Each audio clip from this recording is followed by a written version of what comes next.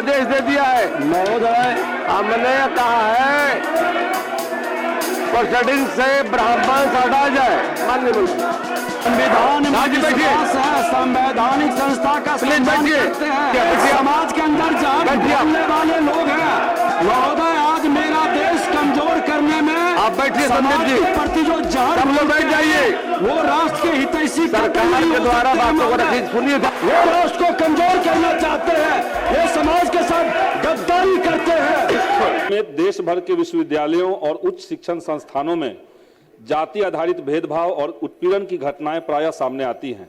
2016 में हैदराबाद केंद्रीय विश्वविद्यालय में रोहित वेमुला, 2019 में मुंबई के मेडिकल कॉलेज की छात्रा पायल तड़वी, 2023 में आईआईटी बॉम्बे के छात्र दर्शन सोलंकी आदि की सांस्थानिक हत्या कैंपसों में जातिगत भेदभाव और उत्पीड़न के प्रत्यक्ष उदाहरण हैं।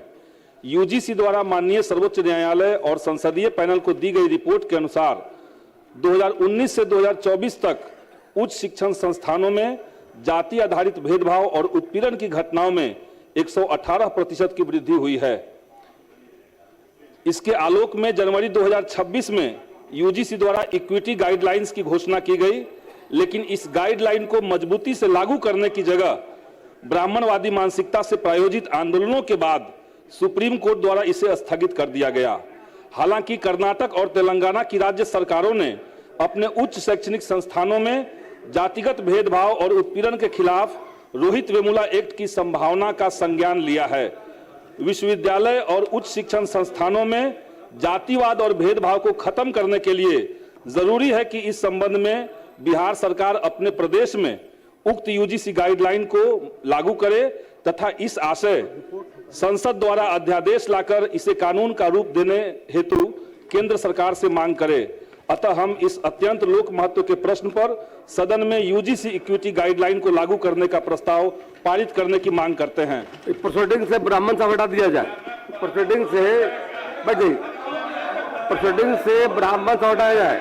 महोदय बैठ जाइए। महोदय, हमने कहा है हमने आसन से कहा है प्रोसीडिंग से ब्राह्मण हटाया जाए।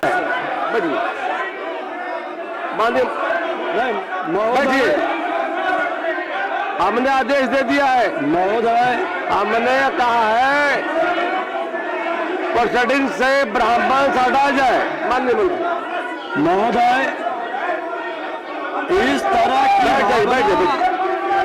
इस तरह की सरकार का उत्तर हो रहा नहीं, ये सरकार की बात। बैठ जाइए, गलत कहा उन्होंने। महोदय, मैं माननीय ब्राह्मण शब्द हटेगा उसमें से प्रोसीडिंग से हटा दीजिए। चलिए बोलिए। महोदय, जाति सूचक बात रही आएगी। माननीय सदस्यों से कहेंगे कि संविधान में विश्वास है, संवैधानिक संस्था का सम्मान करते हैं, तो इस तरह के भाषा का उपयोग कतई उचित नहीं है, क्योंकि आज किसी की भी मृत्यु पूरे समाज, पूरे देश, पूरे राष्ट्र के लिए क्षति होता है। और हर समाज की सम्मान, जिसको संविधान में विश्वास है महोदय, जो संवैधानिक संस्था का सम्मान करते हैं, वो संविधान और संवैधानिक संस्था के निर्णय पर प्रश्न उठाकर ये संवैधानिक पद पर बैठकर संवैधानिक शपथ लेने वाले मानसिकता साफ झलकता है महोदय। हर समाज का मैं सम्मान करता हूं और इस तरह की मानसिकता समाज के अंदर जहां बोलने वाले लोग हैं महोदय, आज मेरा देश कमजोर करने में आप बैठिए, समाज के प्रति जो जहर बैठ जाइए, वो राष्ट्र के हितैषी सरकार के द्वारा बातों को रखिए, सुनिए ध्यान से। ये कोई समस्या है, हर समाज के लिए है। मैं भी टेक्निकल कॉलेज में पढ़ने गया था महोदय, उस समय सत्ता किसकी थी? मैं तो भूमिहार ब्राह्मण समाज से आता हूं महोदय। यही मुजफ्फरपुर में रैगिंग कराया गया, हॉस्टल से बाहर निकलने के लिए विवश किया गया महोदय। मैं भी तो भूमिहार ब्राह्मण समाज से हूं। ये मानसिकता पर प्रश्न उठनी चाहिए, लेकिन जातिगत भेदभाव से ये बाबा भीमराव अंबेडकर के जाति विहीन समाज के सपना को तार तार करने की मानसिकता रखने वाले लोग राष्ट्र के हितैषी नहीं है महोदय। ये राष्ट्र को कमजोर करना चाहते हैं, ये समाज के साथ गद्दारी करते हैं। प्रभारी मंत्री विजय बाबू, प्रभारी मंत्री, हमने आदेश दे दिया है महोदय, हमने कहा है प्रोसीडिंग से ब्राह्मण हटा जाए। माननीय मंत्री संविधान में विश्वास है, संवैधानिक संस्था का सम्मान करते हैं, समाज के अंदर जात बोलने वाले लोग हैं महोदय। आज मेरा देश कमजोर करने में आप बैठिए समाज के प्रति जो जात सब लोग बैठ जाइए।